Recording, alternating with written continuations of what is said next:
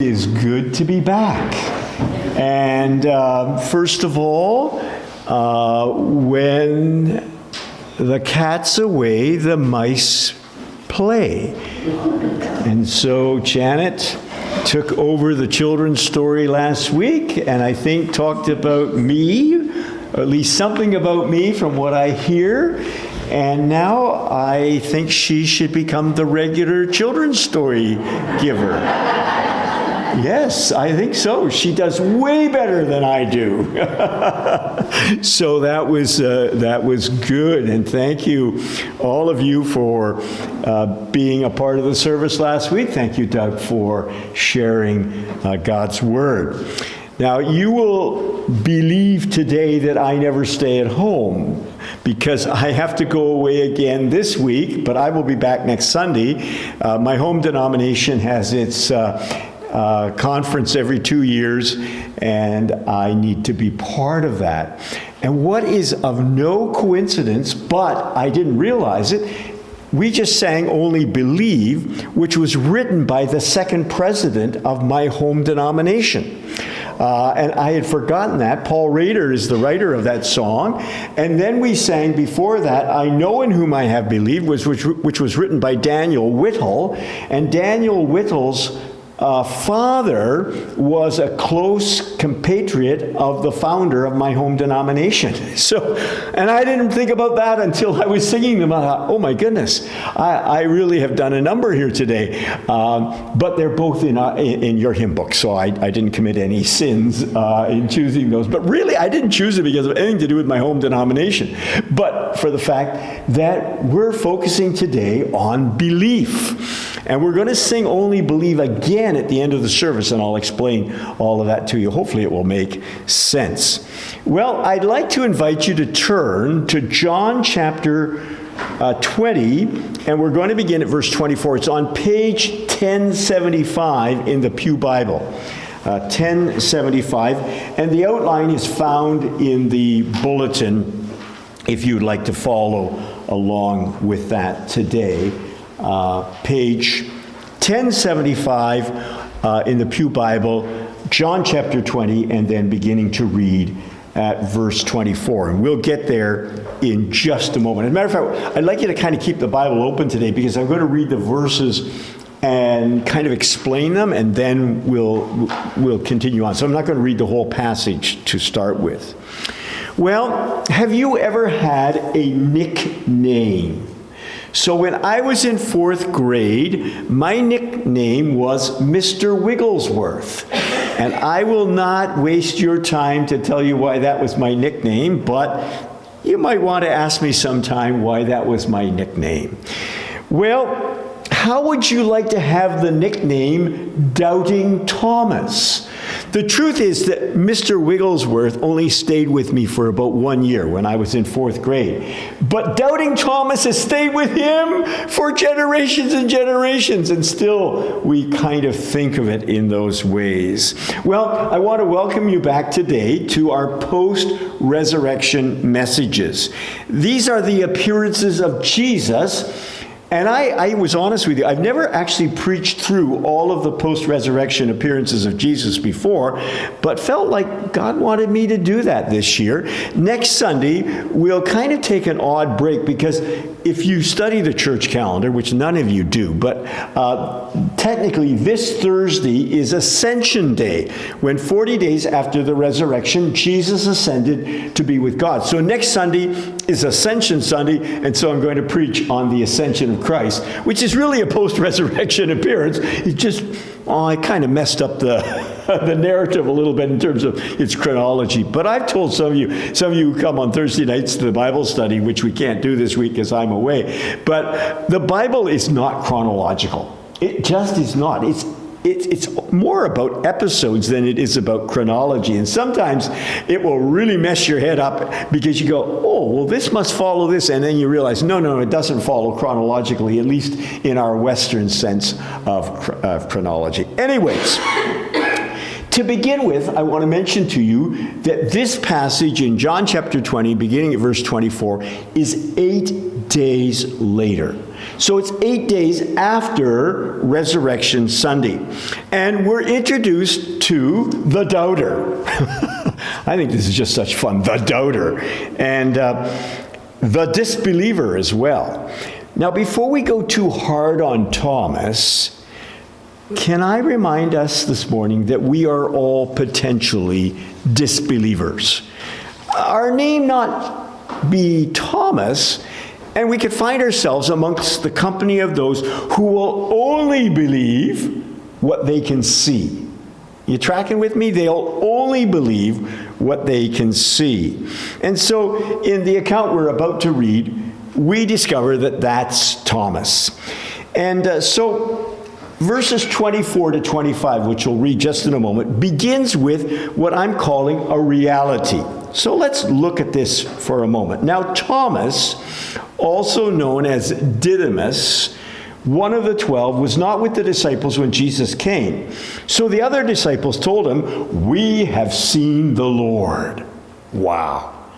But he said to them, "Unless I see the nail marks in his hands, and put my finger where the nails were, and put my hand in his side, I will not believe."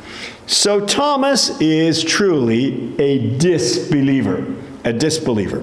Now, before, again, as I said a moment ago, we get too harsh on Thomas, the text tells us a few details that actually are critical to this particular narrative. First of all, did you notice that Thomas is still identified as one of the 12? Now, those of you who are reasonably with it would say, hold on a second. There aren't 12 anymore. There are only 11 at this point. And yet it's still appropriate to refer to the apostles as the 12. Because the 12 speaks of the how many tribes of Israel? 12. The 12 tribes of Israel. And so God's kingdom is often thought of in terms of 12 times 12, and thus our part in the kingdom. Now, secondly, we learn here that Thomas has an interesting name. The NIV translation gives it to us as it comes out of the original language in terms of a name, Didymus. But some translations actually tell us that Didymus means the twin. The twin. Now, we don't know then, in real life, was Thomas a twin? We don't know that. Was he, for example, a person who had a fraternal twin or an identical twin? None of that, we don't really know that. But what, for some reason, the Bible writer here, John, wants to distinguish Thomas from other Thomases. You know, at the time of the writing of the New Testament, and certainly at the time of Thomas, there were other people named Thomas. You know, Shakespeare said that a rose by any other name is still a rose. But have you ever thought about names?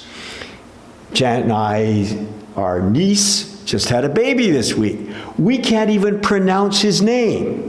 I've never heard of it before. And I told Jan, she said, wow. I said, well, younger parents today are giving kids all sorts of weird names.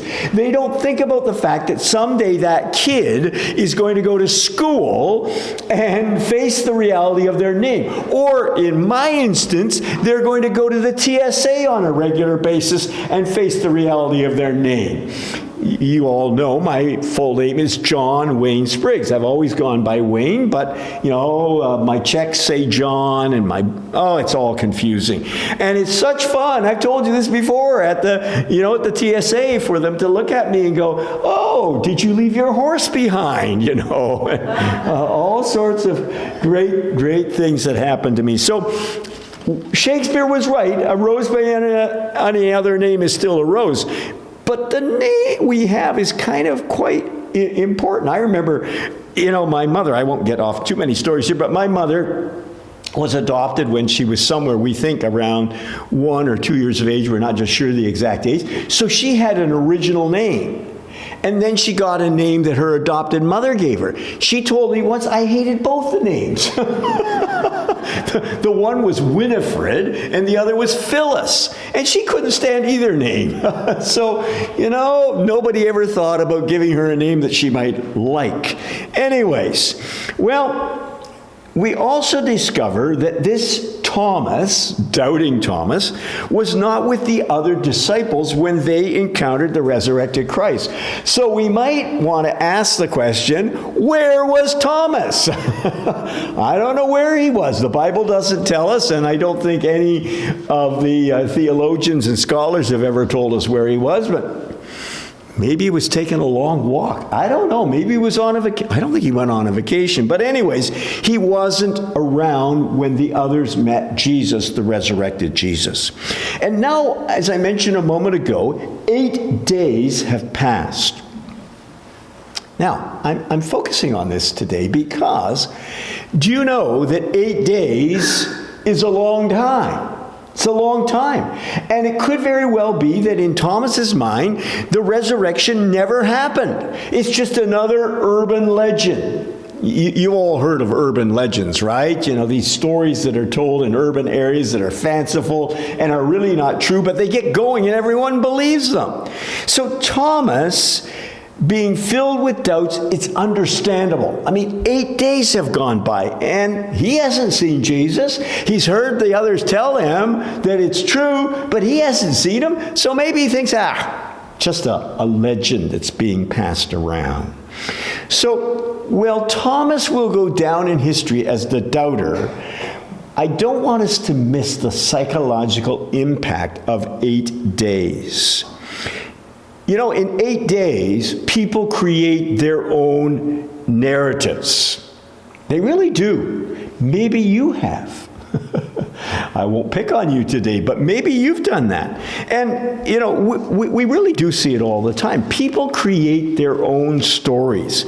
And 8 days is a long time. Now, those of us who have lived for any length of time, we don't think of it that way, but it really is a long period of time.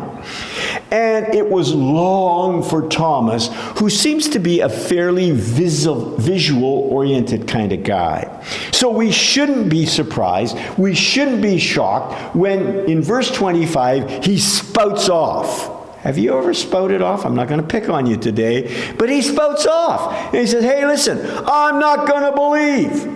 I love that. I will not believe. No question in his mind, is there? He's simply saying, I will not. Unless I see. I want to see definite visual reminders of the crucified Lord. Have you ever thought about what it is that holds back Americans from believing? You've probably read some of it or heard about it. There are all sorts of reasons why people here in America will not believe in Jesus. And Thomas is saying, I won't believe unless I see the mark of the nails in his hands, and I want to be able to place my hand into Jesus' side. Now, you say, well, Pastor Wayne, why are you emphasizing all of this? Because this is extraordinary. Think about it for a moment. It defies common sense, all Jewish religious experience. And it's, by the way beyond the understanding of the apostles. If Jesus is alive, how on earth could his resurrected body still have these marks? The Bible teaches that you're going to be raised from the dead. If Jesus doesn't come back before you physically die, there's coming up morning for you, and you are going to be raised from the dead. And I can assure you, you will not look like you look right now. Because you're going to have a perfect body. A perfect body. Think of that. Some of you have the marks right now of decline. Right? I went to get my hair cut the other day, and the guy before me, had very little hair to get cut. I was thinking, dude, what are you doing here to pay $18 to get a haircut? If I had as little as you, I wouldn't bother with it anymore. Some of you can relate to that. Our mother, my mother-in-law, Janet's mother, refused for a long time to have her hair cut. And for some reason, she's lost more and more. She's pretty well bald at the top, about to the center, right, Janet? And she refused, and she refused, and she refused. And we would say to her, you need to have something done to your hair. And when we last were there visiting her, somebody in the place where she's living had pinned her all this, and it was quite long in the back, and it was really unkempt, and it was a mess. They had pinned it up with bobby pins, right, Janet? Well, we found out this week she actually consented to have her hair cut. And her son-in-law, her brother-in-law said it really looked nice. So we're looking forward to see it in person, what it actually looks like. Well, I'm telling you that because when you get resurrected, if right at the moment your hair is not particularly the way you like it, you're going to have perfect hair. Yes, you are. And we could stay for 2 more hours, and I'll show you in the Bible where it tells us that. You're absolutely going to have beautiful hair. Some of you are going, hallelujah, I can hardly wait for that. You're tired of looking in the mirror at your hair. Well, what should not have been expected was that Jesus would still have the nail prints in his hands. I got to be careful what I say here. I have to be really careful. But Janet observed with me that I have a bruise in a place that you should not know anything about. And she only knows about it because she's my wife. And she said, well, didn't you see it? I said, no, I don't look in that place in the mirror. So start to use your imaginations. So this morning, I looked at that place, and sure, she's right. I got a big bruise there. And then it dawned on me. When I was traveling the other day through Dallas, you go on a train in order to get from one place to another, and it moved really fast, and I kind of jerked, and I fell against a wheelchair. Well, I bruised myself. And the man said, would you like to sit in the wheelchair? I said, absolutely not. I am not sitting in the wheelchair. I have almost a 97-year-old father who's not in a wheelchair, so I'm not sitting in a wheelchair. But I got myself a nice big corker of a bruise, and it's nice colors, purple and whatever. What colors is it, Janet? Purple, okay. Yellow. Anyways, when Jesus comes, or when I die and am resurrected from the dead, I'm not going to have those bruises anymore. And I've got them all over my body. I bruise very, very easily. Anyways, enough of my story. So, Thomas is a disbeliever, and he says, unless I see, I'm not going to believe. Well, guess what? Verse 26. There's a surprising entry again. Look at verse 26. A week later, his disciples were in the house again. We don't know which house, but they're in the house again. And Thomas was with them. Though the doors were locked, Jesus came and stood among them and said, peace be with you. Now I want you to look carefully there at verse 26. Did you notice it's a rerun? Any of you like to watch reruns? Come on. Come on, be honest. Some of you like to watch reruns. I see those hands. I'm okay with reruns. This was exactly like the appearance of Jesus the first evening of the week, so approximately 7 or 8 days earlier. Locked doors, you caught that? Jesus comes through the doors, and he stands among them, and what does he say? Any of you remember 2 weeks ago? Shalom La'echem. We almost ought to say that together. We could be all Hebrew scholars. Shalom La'echem. And here it is again. Peace be with you. Now, remember I told you it was a common greeting in first century Palestine? But it's really significant for the risen Christ because he suddenly appears defying the laws of what? Gravity, right? Locked door. There he is. what a reminder that Jesus still seeks to surprise us today. And of course, for many in our world, sadly, Christ's second return will be a shock. They will not be ready. Are you ready? Are you ready for Christ's return? Maybe morning, maybe noon, maybe evening, and maybe soon.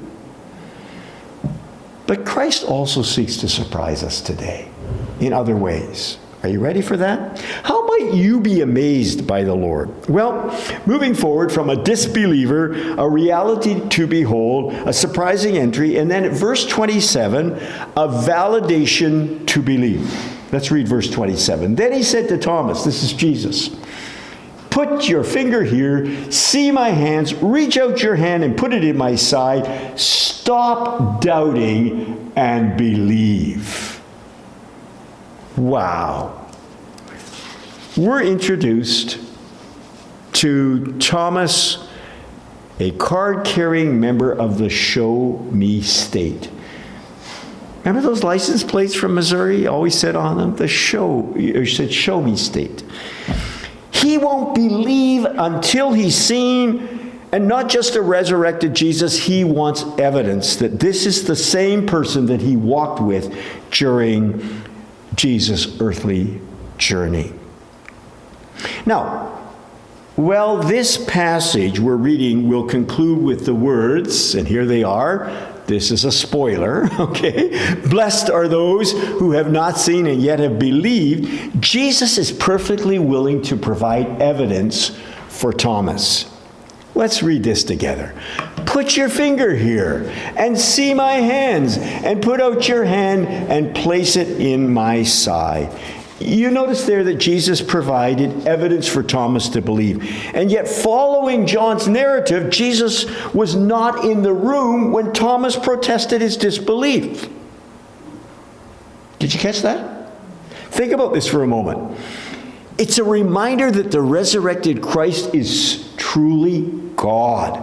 And being God, he is all-knowing. He doesn't have to be present in the room to know what Thomas is saying and thinking.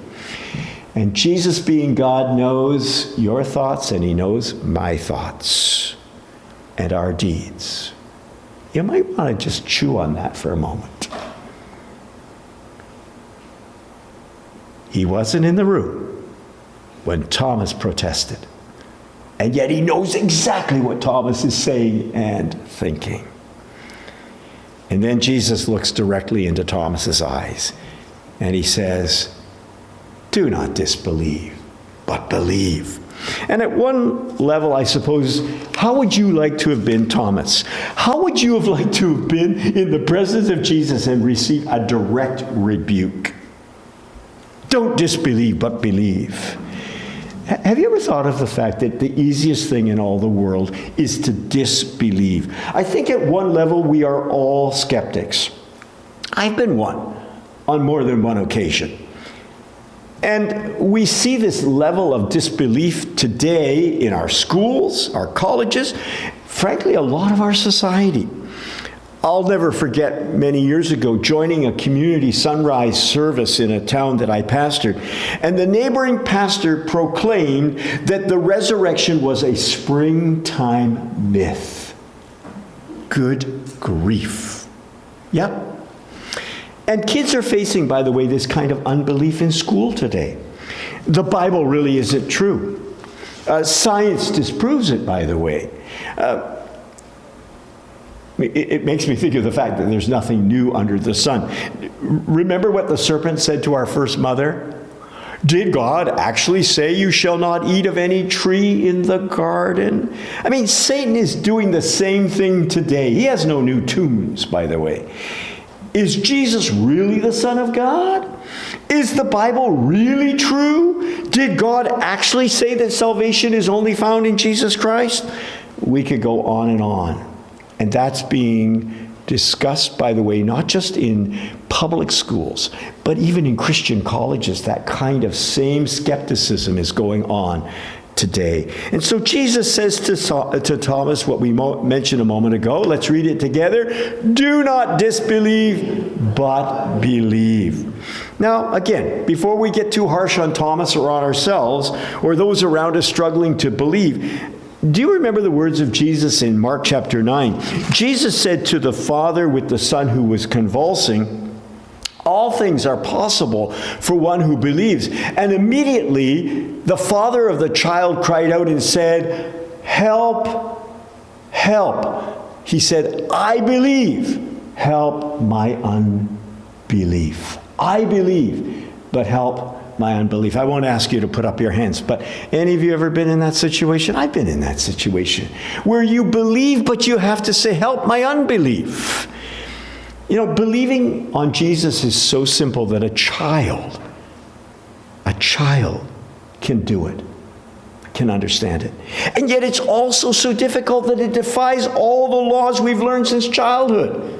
What do you mean? Jesus, you're asking me to believe in you without any physical evidence?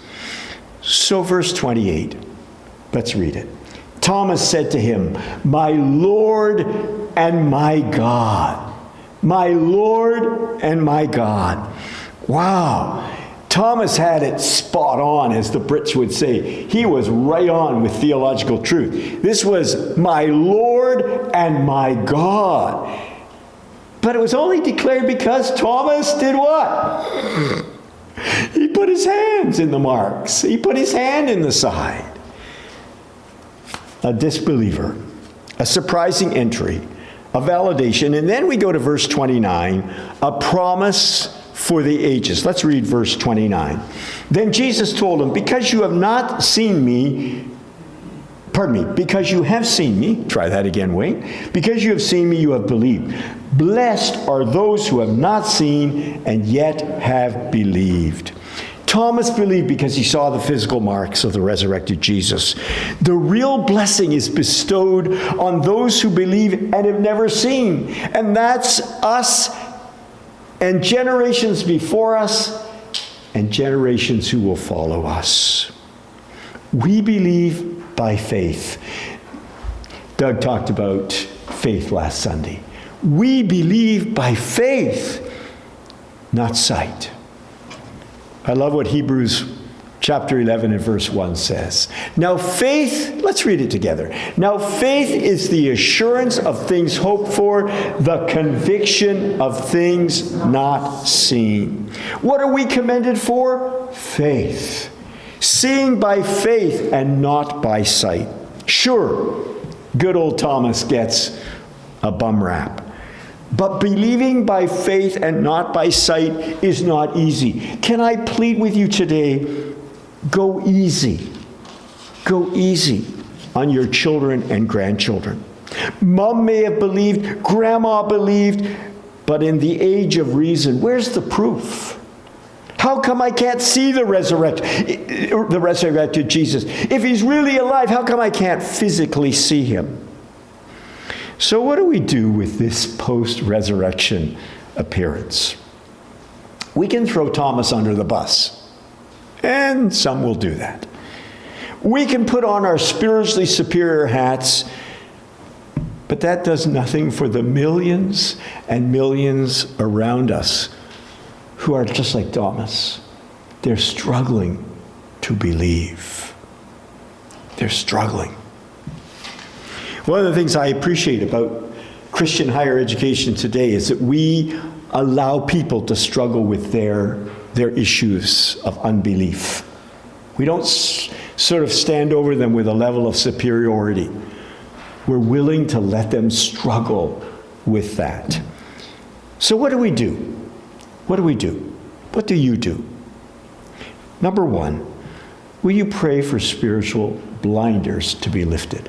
I think the first person we need to pray for is ourselves. Sometimes we have spiritual blinders. And we just need to pray, oh God, will you open my eyes? I mean, Darlene is going to see great when she gets the second eye lasered. I had been struggling to see when I drive. didn't make Janet very comfortable to know that I was really struggling. I couldn't see the signs. It was not good. But I got another pair of glasses with a script in them on Friday. It was Friday. I picked them up, and I put them on and drove the car. It was a miracle.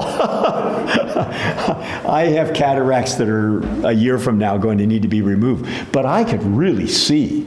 It was so good, and I'm sure the passengers with me are also so happy that they now know I can see. I actually drove here today and had my glasses on, my other glasses, and man, it is amazing. I didn't realize the road looked like that. I didn't realize the signs could actually be read. It really is amazing.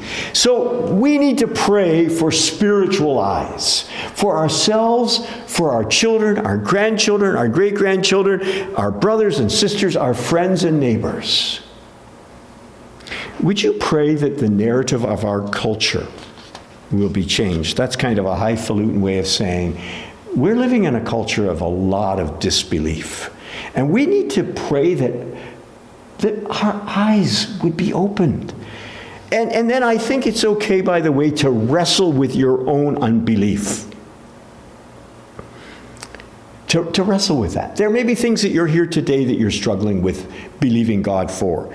And I think we need to welcome others into the journey. One of the dangers of us who have been around the church for any length of time is that we can be perceived by others that we're spiritually superior. You got it all together. And I wouldn't come to your church because if I came to your church, I'd spoil the rest of you, because I'm struggling with belief. Something, we need to be honest with people around us and say there are things we still struggle with. Even those of us who have gone to church for 100 years. Well, nobody here has gone to church for 100 years. But I know somebody who's getting to that point, but that's another story. But we need to be honest with people around us about the things we really struggle with. And we need to welcome them into the journey. And that may not be something you normally hear from the pulpit, but I want to tell you something. God is not afraid of our unbelief. You okay with that? Come on, are you okay with that? God is not afraid with our unbelief. If we're honest with him and say, Lord, I'm struggling to believe in this particular thing or this particular area, God's okay with that. And so I want to encourage you today to be honest with God about your own struggles to believe, and then to be honest with yourself as well, and then to be able to bring to God those around you who are struggling to believe. So, what we're going to do today is we're going to sing again the chorus of the hymn, Only Believe.